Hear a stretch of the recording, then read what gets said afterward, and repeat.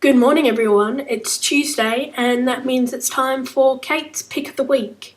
I am going to be reviewing The Great Gatsby by F. Scott Fitzgerald, and I would promise no spoilers, but the book's been out for nearly 90 years and quite a lot of people have to study it at school anyway. Which brings me on to my next point. This is not a boring book. Writing essays on books is boring. Hopefully if you wrote off this book after studying it in high school, I'll convince you to read it again. But this isn't about me trying to persuade you that this book isn't bad. I'm going to be reviewing The Great Gatsby and telling you a little bit about it. So first things first, the plot. The narrator, Nick Carraway, is an up-and-coming Midwesterner recently moved to New York. His neighbour is the Gatsby, after which the title is named. Nick also has a cousin, Daisy, who is married to the total asshat, Tom Buchanan. Gatsby is in love with Daisy and has built a whole life around trying to get her back. And that's all I'm saying.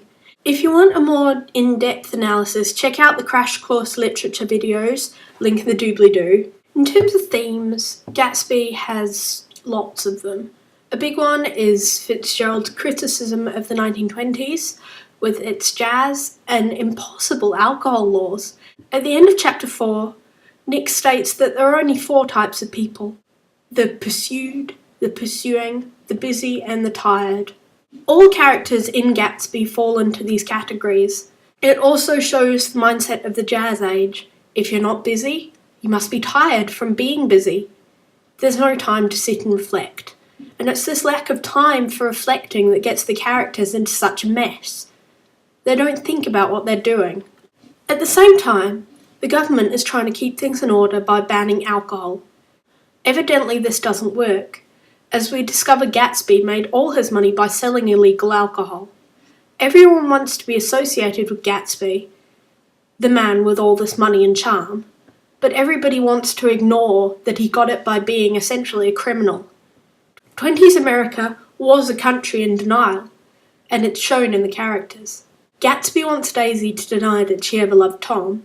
We know Nick heads back to the Midwest to try and forget his time in New York, and Daisy is trying to convince herself that marrying Tom wasn't a mistake. It's unsustainable. I think to really understand the world we live in today, we have to understand what it was like back then. Things have really changed since Gatsby's time. But that doesn't mean Fitzgerald's book is irrelevant. Besides, it gives a pretty accurate picture of the rich in the 20s. Even if you don't take away the messages about wealth and society and love, it's a pretty good read.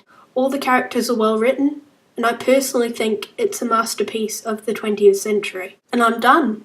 Next week I will be reviewing Veronica Roth's Divergent, and I'll see you then.